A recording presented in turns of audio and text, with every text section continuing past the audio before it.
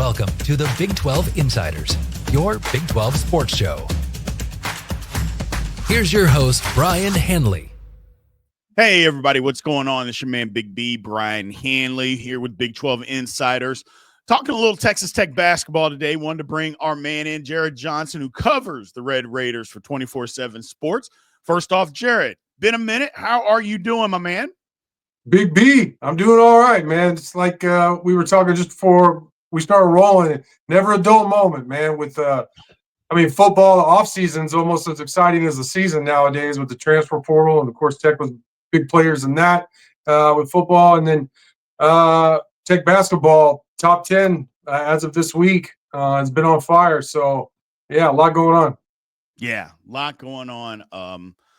Tech's got things rolling. I always considered Tech kind of not necessarily a hidden gem, but they were so far out west from everybody else, just kind of away from everybody, and feel like they didn't get the respect that they kind of deserved. And now they are getting it. And that's kind of where I'm going with this to begin with, Jarret, is, you know, it seems that the team is playing a little pissed off. And when I say pissed off, I mean almost like they're embarrassed at what happened at the end of the year last year. Now, granted, you got some different players in there, but it seems like they've taken up this mantra, and you can correct me if I'm wrong, but they've taken up this mantra of, you know what, last year did not end the way that it should have ended for us. We're a much better program. We're damn sure a better team this year, and we're out to prove something. Am I right or wrong about any of that? Well, a lot of the roster is new. I mean, you do have 4 guys back from last year and a couple of core guys in Darian Williams and Chance McMillan, both Kerwin Walton as well. Throw another one in there. He's a starter and, has played a big role this year again. But I think it's more just that's just these guys' attitude. Like, I think some people think this team is a finesse team. They shoot a lot of threes and stuff like that. Not as big. The backcourt is smaller. And then the bigs, they don't have like a lot of bigs they could roll out there. They have a couple of quality bigs. Obviously JT Toppin's a quality big, but they're not like bangers, not a real physical team. But guys like Darian Williams, Chance McMillan, who I mentioned before, nobody really wants to jack with Darian Williams. I mean, he's put on a lot of muscle. He's a pretty big dude for his size. And then Chance McMillan is just like uncommonly tough for his size. He's just a guy who, he's one of the best 3-point shooters in the country and a really skilled offensive player.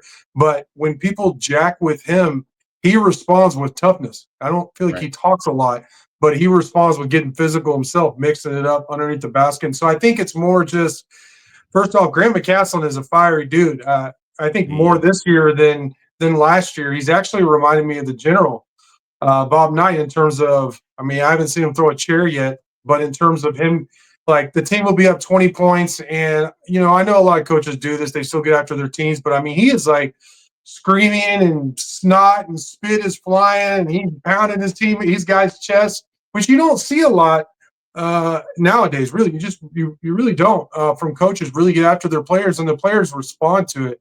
And that's one thing about this team that goes along with your point, is that it has shown a remarkable ability to respond to adversity almost, all year. And the Houston game was the best evidence of that, when JT Toppin was thrown out for what I think was one of the worst calls I've ever seen in any sport I've ever been around.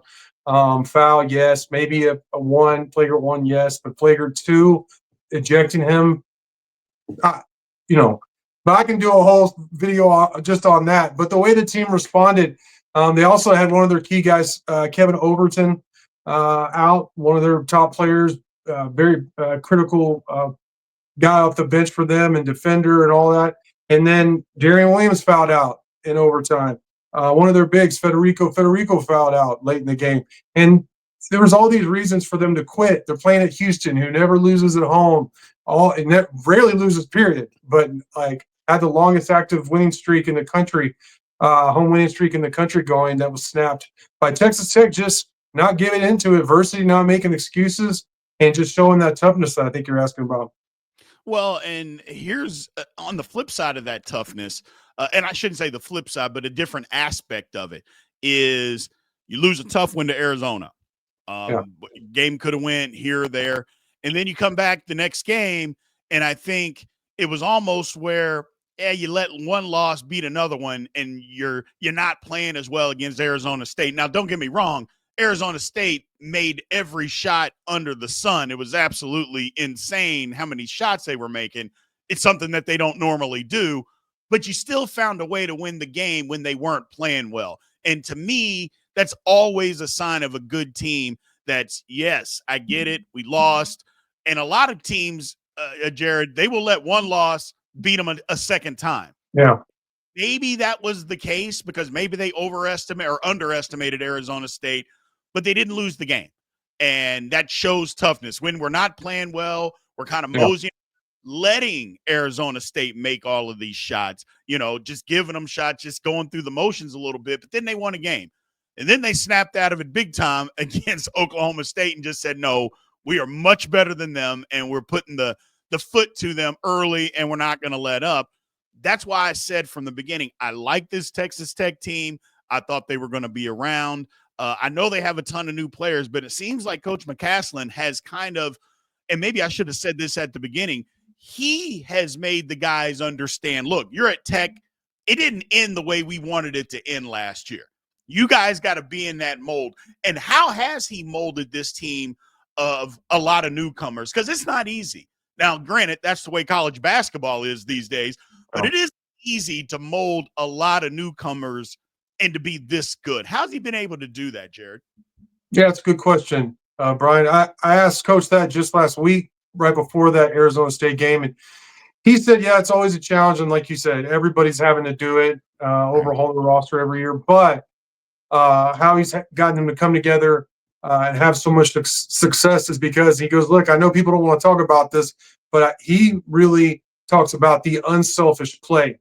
You have several scoring options on this team, which is really its strength. That's the strength. But a big component of that, it wouldn't be that great. It would just be a bunch of quality offensive players being thrown out there doing their own thing if they weren't so unselfish and they truly care about each other's success. And you really do see that. I mean, it is cliche and people don't want to talk about it as much, but it's true. And I mean, Tech had 23 assists against Oklahoma State in that 38-point blowout in Stillwater, which, oh, by the way, was Tech's biggest road victory in almost 50 years since they beat Rice by 40, I think, in 76.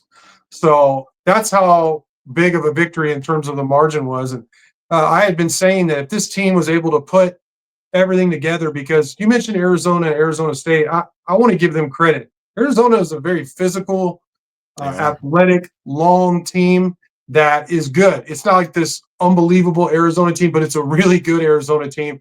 And they came out to Lubbock and got embarrassed. Tech put it on. They beat them by 16. And Arizona was ready to play that game. And they flat out played harder than Tech. And the Tech players and coaches will say that. They didn't want to do that. But with the ebb and flow of a season, a brutal Big 12 schedule, I mean, I know Tech's not alone in this, but there's been at least 2 or 3 different strains of flu that's gone through the whole team and coaching staff and all that, and all these little injuries. And then Arizona State, Tech was beat up coming off that Arizona game. Arizona beat them up, and to their credit. And Arizona State made some amazing shots. They even banked in a corner 3. They banked in another 3 from the top of the key, but they played really well. But like you said, to Tech's credit, they didn't make excuses. They didn't say, oh, we're tired. Oh, we've been sick, whatever. They found a way to win in double overtime. And then they put it all together against Oklahoma State, which I said, man, if they can come together, everybody be healthy, everybody be shooting well, share the ball, then they're really going to destroy somebody. And that just happened to be Oklahoma State on Saturday. Right. So looking at, you mentioned about the unselfishness and, it's really a team. You take a look at Tech statistics. I mean, they've got a lot of guys doing a lot of different stuff, averaging a lot of different stuff. But JT Toppin, first off, how good is he? First off, I don't think he gets enough talk about being the player of the year in this conference. I think he should be the player of the year at this point. Now, there's still a lot of games left, but I don't think he's getting enough talk as far as being the player of the year for what he's doing. leads Tech in points, rebounds, blocks, doing a lot of different things. But he doesn't even play 26 minutes a game, Jarret. Like he's playing just under 25 minutes a game. How good is this guy? He's great. And going into the season, I thought he'd be all Big 12 first team. And I thought if Tech, honestly, I didn't know if they would play this as good as they have, like be actually in the Big 12 race at this point of the season and all that, just because of what the Big 12 is. But he's been hurt a lot this year. I mean, he missed almost a whole month with the ankle injury. Then he had another ankle injury. Then he was sick. And that's what McCaslin said after the Oklahoma State game when he was asked was, look, he's healthy and he's moving well now. How good is he? I don't think we know yet. But I will tell you this, he is a bucket. He's an automatic bucket if you single up. I don't know if there's anybody in the Big 12 who could single him up for a whole night and not give him 25, 30 points. And that's what you said this is a team and they're unselfish when we're talking about that, is Tech surrounds JT with a bunch of really good three-point shooters and just overall quality offensive players. And that's what makes Tech so dangerous is if you single up JT Topic, he might go for 35 or 40 like we've seen the last two games. And then if you double him, he's shown a willingness and ability to kick it out. And Tech is unselfish enough to make the right skip pass, and you find Chance McMillan, one of the top three-point shooters in the country, wide open. I mean, that's no bueno. Kerwin Walden, who will hit 4 or 5 threes on you, even if you have a hand. If you give him an open shot, he knocks one down, sees the ball goes through the hoop, you look up and he's got 15 points all of a sudden. Like, man, we can't survive with Kerwin Walden putting 15 on us with everything else. Elijah Hawkins is leading the big, or last time I saw, I haven't seen today, but he's leading the Big 12 in assists, but has shown at least made defenses honor his shot and ability to make three, even contested threes. Darian Williams, one of the most versatile players in the Big 12. I mean, if you leave him open, there's a number of things he can do to you. Christian Anderson's a true freshman, is a 4-star guy who has been amazing.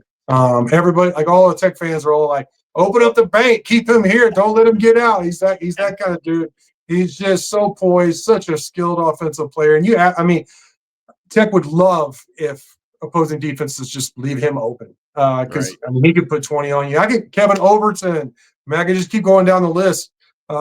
That's what makes Tech so dangerous is that JT is a bucket in the paint.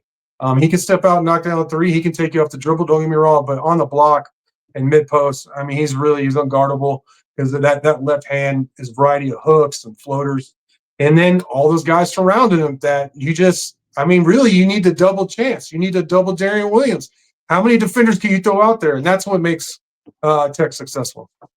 Yeah, they're a team. Like I said, I thought they'd be good. I don't know that I thought they would be this good. I'll be flat out. Yeah, I thought they'd be there just because the talent plus coaching. I mean, McCaslin doesn't get enough credit, but he will after this year. I can assure you of that. So, I don't want to talk about NCAA tournament yet. I mean, that'll get here. Big 12 before I get you out of here. They're 2 games back. I wouldn't say that Tech's schedule is easy down the stretch, but of the 4 real contenders, it's the easiest. You look at Houston and it's like, not to mention they got to come to Tech. I believe that Houston comes to Tech. So there's the opportunity here. You win that one, essentially you're just a half game back because you own the tiebreaker. Yeah. I think. Well, let me just ask you, what do you think Tech's chances are winning the Big 12? Because me personally, I think they're very high. Not that I don't think Houston is any good. I just think with their schedule and what they have left, if Houston wins it, they're going to have earned it. That's my thing. They're going to really have earned it. But I think Tech's going to be right there at the end. I think they have an opportunity. Obviously, they have to win that game at home against Houston. I mean, sweeping Houston. I mean, Tech's the only team to beat Houston in the Big 12 so far. So, I mean, Tech's going to need help just mathematically. They still got Tech has, West Virginia, Colorado, Arizona State there, which who knows? I mean, it may not translate that it was close in Lubbock, and then you go out there and, Tech might win by 20 there, or they could lose. TCU tonight, Tuesday night, Texas Tech does. It's in Fort Worth. Tech is favored. Tech should win that game, but I mean, in-state conference rivals, TCU's under Jamie Dixon's play, especially here recently, has played Tech pretty well. So, I mean, that's not a gimme. I think Tech has an opportunity, but you got to win that game at home against Houston. You got West Virginia. You got to win at Kansas probably too. I mean, I think you can only lose one more game the rest of the way, and realistically, you have a shot of winning. You may have to win out because somebody else has to beat Houston, and we haven't seen that yet. So. Right. And I mean, they're, like I said, Houston's schedule's tough. Texas isn't easy. Like I said, first of all, it's the Big 12. So I don't care who you're playing. It's not going to be easy. But Jarret, man, thank you for taking some time today, man. I know you didn't have to do that, so we appreciate it. Just wanted to get you on and talk about the Red Raiders. The Red Raider fans have been on me. Then they've thanked me. So I wanted to at least get you on and talk a little bit about how the hoop season is going and what I see, what you see. So I appreciate your time, my man. Hey, anytime, Big B. Thanks for having me on, man. No problem. Thank you, guys, man. We appreciate you. We'll talk to you soon. Thank you for watching the Big 12 Insiders, your Big 12 sports show. This has been a Spirit Street production.